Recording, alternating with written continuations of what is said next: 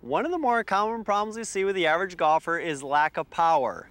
They really make two mistakes. Number one, when they address the golf ball, they've got what we call the upper body setting a little over the top of the ball, and what that does is it affects the golf swing. When the upper body sets over the top of the ball, that has a tendency of making the swing what we call a little steep or an out to in path coming through impact.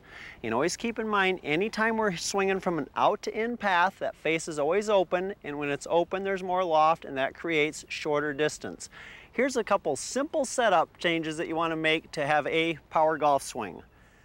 Number one, you want to make sure that the grip is what we call a little bit stronger. And when we talk about stronger, we're just simply saying the V of the left hand needs to work a little bit more to what we call the right shoulder. Anytime the grip gets a little stronger, it's easier to release the club face.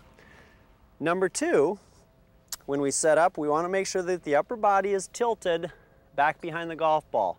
That takes care of two things that are going to allow you to make a great swing. Number one, it allows for the shoulders to become a little more square or parallel to the target. And number two, it allows for the upper body to be back behind the golf ball. Anytime we come into impact and that upper body is behind the ball, it's always much easier to release the hands through impact. So number one, we're going to get the grip a little stronger, a little bit more upper body tilt, and just keep the upper body back behind the golf ball.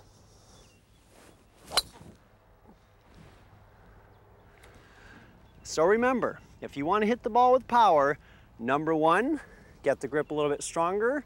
Number two, get the upper body a little bit more tilted, back behind the ball, square the shoulders. That's going to allow for a great in to out path, and that will also give you more power.